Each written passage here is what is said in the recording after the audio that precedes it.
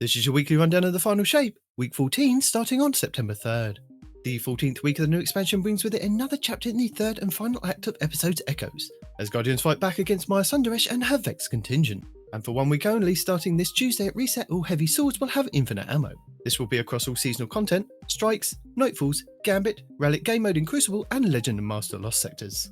Beginning last week, Guardians gained access to the new exotic mission Encore. Selectable from the helm, it has 2 difficulty options, normal and expert. Completing the mission will award you with a new craftable exotic void command frame auto rifle Choir of One, and repeating the mission weekly on expert will award you with a new crafting trade option each week. Plus, available for completing any version will be the transient whisper emblem, and on expert the before aura emblem. Also available for Act 2 we have the 3 new battleground activities, Delve, Conduit and Core, with Enigma Protocol and Breach executable in the helm from Act 1. The expert battlegrounds this week will be Conduit. In the Pale Heart, the exotic mission Dual Destiny is available for teams of 2 Guardians, where you can farm the mission to earn as many new prismatic exotic class items as you like. The final shape's cooperative focused campaign mission this week will be Descent. The 12th Guardian match-made Excision mission is also available next to the raid for a weekly Pinnacle, with the Grandmaster version granting you the Ergo Sum Catalyst and an Ascendant Shard. The featured Onslaught map this week will be Vostok, with the Siege Hook Ogre kicking off the boss rotation. For our Legacy rotation, the Dreaming City this week is at a weak curse level, which means Petrovenge can be found in the Strand and has a Broken Courier mission for the next week. The Blind World features Scorn enemies and the Plagues, Sicarus and Ferocus. The Ascendant challenge will be the Forfeit Shrine over in the Gardens of Asilia. On the Moon, the weekly story mission is Beyond. The Trove Guardian is located in Archer's Line, while the Wandering Nightmare is the Nightmare of Hawkins in the Anchor of Light. Nightmare hunts Fogoth, Fear, Ghoul, Rage and Tanix Isolation. The Altars of Sorrow will start this week's rotation with the Nightmare of Tanix and the Apostate Sniper. On Europa this week, Corridis the Dark Priestess will be the Empire Hunt, Eventide Ruins will be the Eclipse Zone, and the Exo challenge will be Survival. Days of Eternity expert difficulty rounds are Vex, Cabal, and Corota. The Scatterhorn armor set and the Pathfinder armor set will be available in Days of Eternity with weapon set 4.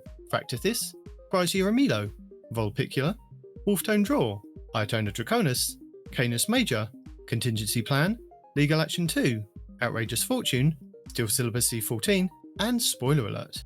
The Witchwing weekly story mission is The Arrival, Altar of Reflections Catalyst, and Altar of Reflections Insight. The Wellspring activity will start the week on attack, with the Arc Auto Rifle come to pass, and Golmag Hive Ogre as the boss.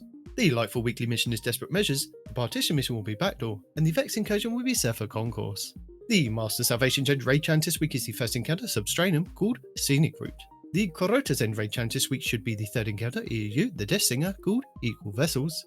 The Root of Nightmares raid challenge this week is the 4th encounter Nezarec called All Hands. The Vow the Disciple challenge this week is the first encounter Acquisition called Swift Destruction. The Vault of Glass challenge this week is the 4th encounter Gatekeeper called Strangers in Time. The Deepstone Crypt challenge this week is the 2nd encounter Atrax 1 called Copies of Copies. The Garden of Salvation challenge this week is the 3rd encounter Consecrated Mind called Staying Alive. And the Last Wish challenge this week is the 3rd encounter Morgoth called Forever Fight. Your Pinnacle raid will be Kingsfall over in the Legends tab, with all challenges available for each encounter, with the exotic scout rifle Touch of Malice being farmable from the final boss. The Pinnacle dungeon will be the Ghost of the Deep over in the Legends tab, and the exotic mission rotator will be Stargos, also over in the Legends tab, with the Wishkeeper exotic bow being the main reward. The exotic missions The Whisper and Zero Hour will also be available in the Legends tab. This week's challenges are Core Variables 2, Research and Development 8, Aggressive Exploration 4, Soloist, Europa Activities, Last Rites, Echoing Performance, Bank Kill Repeat, and Darkest Nightfall. Lost Sectors Tuesday the Conflux on Nessus, Wednesday Thriller Dome on Neptune, Thursday Hydroponics Delta on Neptune, Friday Veil's Labyrinth on the Cosmodrome, Saturday Exodus Garden 2A on the Cosmodrome, Sunday the Broken Deep in the Pale Heart, and Monday the Blooming Deep in the Pale Heart. Our 14th featured Nightfall will sit face off against Sept Prime in the Devil's Lair over on the Cosmodrome, with the Azunami R4 Sniper Rifle being the featured adept weapon.